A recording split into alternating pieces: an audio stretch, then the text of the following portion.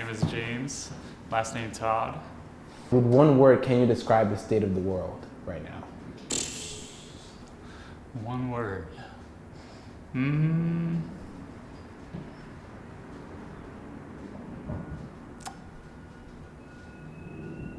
I feel like stuck.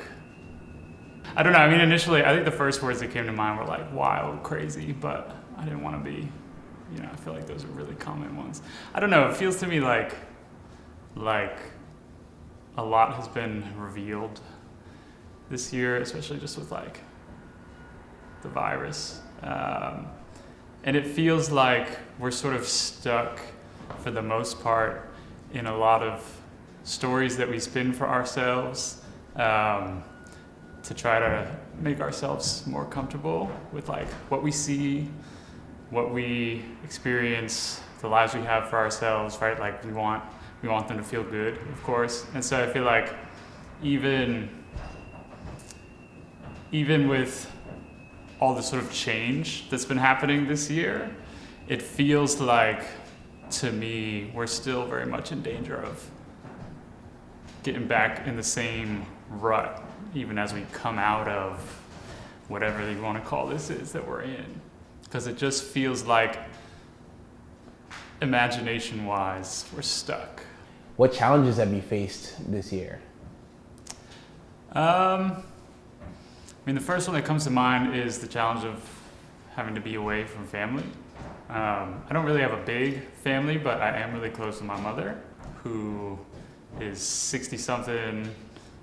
She's smoked most of her life. She's had pneumonia multiple times. And so it's been a year of me playing it safe and not being able to see her, which has been a challenge. Right now, I'm a teacher in a public school out in Bedstuy. And so my current challenge is navigating teaching in a classroom. School year started, some kids are back. It's been like a roller coaster of, again, a lot of people trying to, well, it feels to me like a lot of people just trying to spin a story that they can tell instead of engaging with the truth. So I'm a teacher in a classroom where people get to say that my students are in class and they can come to school. And I guess public officials can brag about that, but it's not school. And I'm working my ass off to try to make it as much of a legitimate learning experience as possible, because I do have 150 students still. But yeah, that's my biggest challenge right now. How have you grown from all these challenges this year? I've grown frustrated, I would say. I mean, coming into this weekend, what's today? Saturday, right? It is Saturday. Okay. I had a very frustrating day yesterday at school, just with like bureaucratic, administrative, that's me, sorry about that, nonsense. And so that's the first word that comes to mind when you ask about how I've grown frustrated. I think I've also grown in that, I don't know, I guess like many people, I have felt a bit of a paradigm shift in myself, in that, and not necessarily a positive one, but really I feel like I've grown in my ability to recognize the rot that is inherent in a lot of our systems of bureaucracy, most immediately for me, the school system, but just sort of across the board in this country, right? Like our policing institutions, our healthcare system, right?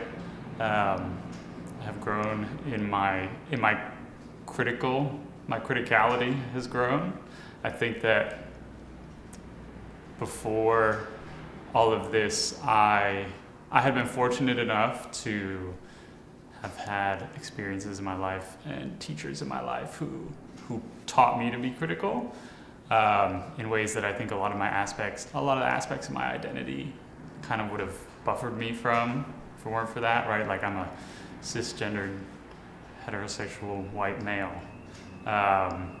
And so criticality, I think, is like in a lot of ways kept away from people like me. But anyway, I say that to say that even though I felt like I was fairly critical before, this year I think has equipped me with, I guess, a perspective that has allowed me to be even more so, to be more radically critical, I think, than I was before. And now it's kind of like, okay, so like, what the fuck do I do with that radical criticality? Do I just sit around and talk about it? Because that, yeah, and especially now, you know, I'm in like swimming through the swamp of bureaucracy at public education, which is like, I do it because I love it, right? Like, I'm not teaching on the way to something else. I'm teaching because I've always wanted to teach, and I still want to teach, but it's part of that challenge that I'm wrestling with of, okay, how do I leverage this in the middle of a system that is just by definition invested in not criticizing itself or other systems that have helped it come to be. If you are hopeful, what are you most hopeful for in 2021? I am hopeful, and I think at this point, almost all of the hope that I'm able to muster comes from young people. I feel really fortunate to be able to interact with young people 5 days a week.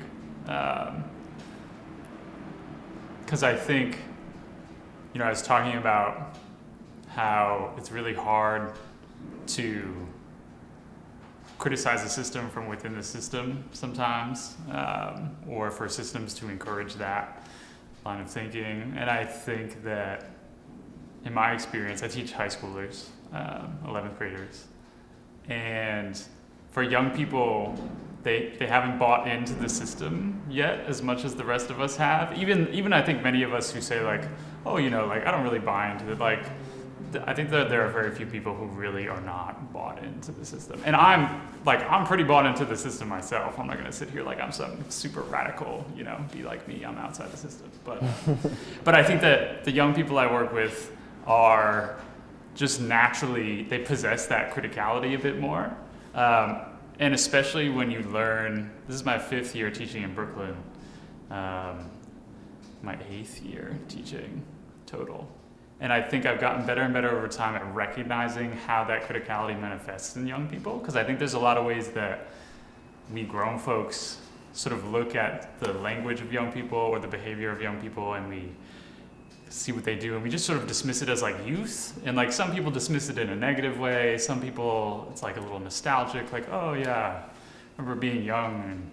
But I think I've learned to recognize a lot of it as that critical understanding manifesting in sort of like an unconscious way, because they're so young and they have much less invested in you know, the system that is propping up whatever life they're living. They're able to, their paradigm is different, whether they know it or not. And so I feel really fortunate to interact with that so often, and I think that that really gives me hope that maybe there's some way that they can find to hold on to that as they keep growing and do become more invested and entangled in the systems that we have. I think that's my major source of hope. I'm hopeful for the kids, despite a lot of things, because along with that, right, like I also spend 5 days a week in a space where a lot of that, in a space that's actively working to tamper with that critical sense that they still have, right, to squash it out. And by the time they get to me in 11th grade, there are definitely a lot of ways that, from my perspective, I can see like, the system has ingrained itself in a lot of my 11th graders in some of the ways that they think about their own success as students, their own worth as students and just as young people, as human beings. So that, that hope is double-sided. I'm not just like euphoric all day when I'm with them, but they do bring me hope. I hope that I don't become one of those people who's just like, oh yeah, they like, the kids are all right. They're gonna save us, right? I think that sometimes when we do recognize the brilliance and the critical capacity of young folks, we then sort of like put too much on them to again sort of allow ourselves to be more comfortable. Right. So to say like, oh, like they're like, no, that's a 15-year-old, right? Like that's a child. So like, yes, they're great, but you're a whole grown-ass human. Yeah. And so like, that remaking needs to happen. So like, what are you doing? Like, yes, that 15-year-old is wonderful and they're coming along and like we can invest a lot of hope in them. But I also like, I am trying to find ways to keep myself, my own, I don't know, nose to the grindstone. And it's hard. It goes back to that challenge, right? Like, how do I effectively criticize and remake a system that benefits me? Is hard. But it's finding balance with anything, right? How do we not use balance as like a cop-out too, right? Like absolutely, I agree. And I think that, I notice it in myself, like I have tendencies to, find cop-outs and to sidestep difficult conversations with, like, for example, at school with administrators, and I'm like, oh, well, I don't have my tenure yet, so if I call out principal on his bullshit, like, well, then I might, maybe I'll like wait till I get my tenure and then I'll really like, and it's like, okay, like that's, on one hand, that's valid, right? On the other hand, it's like, fuck, we're all trapped in this goddamn, balance until nothing actually happens. I don't know. It gets me very frustrated sometimes. But yes, I think you are right that like finding the balance while actually remaking is the only way. It's just so goddamn hard.